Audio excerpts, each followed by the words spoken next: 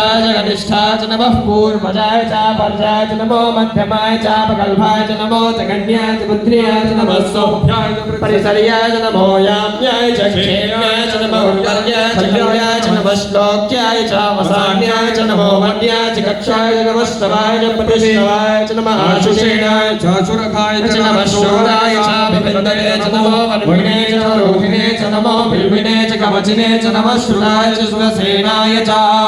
नमो दुर्भ्याय च हरण्याय च नमः दुष्टये च प्रवशाय च नमो दूताय च प्रियहिताय च नमो निषङ्गिने च सुरिपते च नमस्तीर्षे च योगिने च नमः स्वायुधाय च सुधन्वने च नमः स्तुत्याय च पक्षाय च नमः काट्याय च दीप्याय च नमः सूर्याय च सरस्याय च नमो